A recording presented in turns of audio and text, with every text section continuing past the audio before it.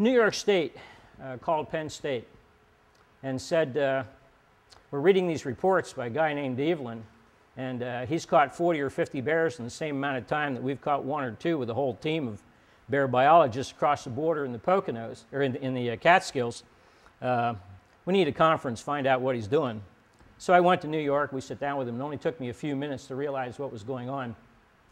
They were setting their traps randomly throughout the woods and hoping for a bear to come by, whereas I was looking for high food sources, and such as apple trees and maybe a dump, a refuse pit, cornfield, blueberry patch. When I find a bear there, I'd concentrate on him and catch him in a night or two. And they said, how can you do something like that? There's so much food there, how can you get them in a trap? I said, well, you use a can of Campbell's Chicken and Stars. Most people associate the bear program with Gary Alt. Gary was actually in high school when I was doing the work in the Poconos, and Gary tells a funny story. He said that he heard about me in the newspaper and drove out to the government trailer I was staying in and knocked on the door. And the story he tells, he said it was the hardest thing that he ever did because the trailer was shaking as I was walking across to the door, and he envisioned an 8-foot grizzly bear wearing a flannel shirt, you know, opening the door. And when I opened the door, of course, we were eye to eye, and Gary said, I see you, I hear about you, and I want to be the next bear biologist. How do I do that? So I told him, and as I told many other students, and a few years later I was at Penn State on the elk project, and in my office a knock came at the door, and Gary said, remember me? I did what you told me to do. I'm the next bear biologist. But there was an article that was done in the Pittsburgh Post-Gazette, or the Pittsburgh Tribune Review some years later about Gary. And Gary made a statement in there. He said, Alt, who lives in the Poconos, became interested in bears when he was in high school, and Evelyn came to the area for field studies. He was the bear man, Alt said of Evelyn. He was a legend, and he was bigger than life as far as I was concerned. I cut that out.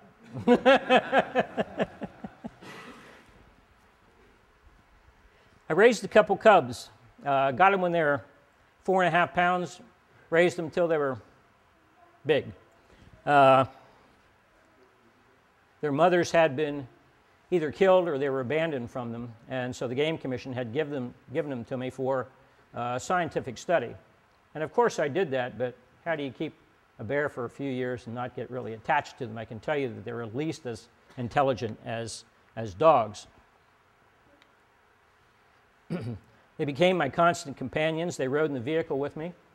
When they were little, they walked on the dashboard. When they were bigger, they sat in the seat. They used a pot by the door, trained. The bears loved to wrestle, and when they were little, it was fun. When they were big, it was not. We knocked each other really around. They were very gentle with me. They never drew blood. When they were older, I took them to schools. They never caused any problems with school children. They were very gentle with them. But every once in a while, a redneck would come to visit, and they were hell-on rednecks who wanted to wrestle with the bear. I did a lot of movies with them, TV shows, Game Commission, training films. After the hunting season, I traveled the state trying to collect as many bear skulls as possible from the bears that were harvested. The intent was to get the canine teeth and age the bear, sectioning the teeth, using stains, and then under the microscope you can count the rings like counting the rings on a tree. In one particular year I got 54% of the bears that were killed in the Northeast and 19% of the bears that were killed statewide. That's 1 out of every 5 bears I was able to get an accurate age and sex from. That allowed me to put together an age and sex pyramid, and from that I determined that the bear population was at 1,600 to 2,000, but it was also crashing. The bears were being killed faster than they could replenish the population. The Game Commission asked me to write a management plan for them. I did. I recommended that the season be closed. It was in 1970. I said that the season could never be held on Thanksgiving weekend again, and that when it came back, it should never be more than 3 days. I set up the system of bear check stations, bear tags, bear management zones, and developed a system for aging bears using a premolar tooth so I could do it from living bears in the field. Because I had done a reasonable job with the bear program, Penn State offered me the opportunity to serve on the faculty and conduct the state's first elk research. The elk were native to Pennsylvania. They occurred throughout the state in the 1860s. In the 1860s, the herd began to dwindle, and the last elk was killed in Elk County in 1862. There was a 50-year hiatus that elk didn't occur in Pennsylvania, and in 1912 they were restocked from Yellowstone. This is the Jackson Hole herd.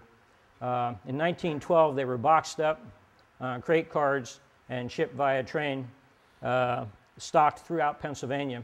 And then over the course of the next several years, the herd dwindled again down to its original haunt in Elk County. I discovered that the elk occupied an area right on the border of Elk and Cameron counties, right here, between the towns of St. Mary's, Emporium, Dense Run, and or Driftwood, and Weedville. It's about a 200 square mile area. 90% of the bull, or 90% of the elk occurred for 90% of the time in a 90 square mile area, which I call the primary range. And this is it. The bulls spent 10 months of the year in the north near St. Mary's by themselves, mature bulls. The cows and their families in the south in Dense Run, and there was a very small breeding ground then in that area. The cows, the area that the cows occupied was probably only about 12 square miles. Important there was that there were 5 permanent clear cuts. The clear cuts were large. They were about 100 acres in size. And they provided excellent habitat, not just for elk, but for bear, for deer, for grouse, and any other species of non-game wildlife that you could imagine. My camp actually was located right there. Pretty neat place. The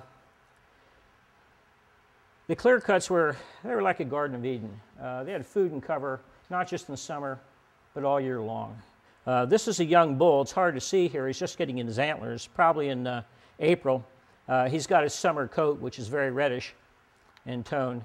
But by the fall, this is probably a September shot here, the cows, well, the elk had changed their coats to their characteristic color tones, which is the tan, very whitish body, the chocolate neck. This is a cow, a mature cow.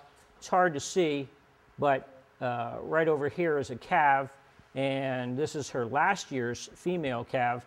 The bulls at that time would travel from St. Mary's in late August, 10-mile trek down to the lower Dense Run, assume the harems, and the rut would begin in late August. It runs through September. The peak is about the 3rd week in September, and it carries through about the middle of October. If you've never been up there, it's spectacular. You can hear the bulls bugle sometimes on a clear night for up to 1.5 miles or 2 miles. This particular bull, I developed quite a rapport with him. I called him in a few times, and a few times he sent me packing. I learned to climb trees quite rapidly. Within 3 months of being on the project, I realized by antler configuration and the configuration of the family groupings that there are only 63 elk. I announced this to the Game Commission. It wasn't readily accepted. The Game Commission at the time was estimating 500 to 1,000.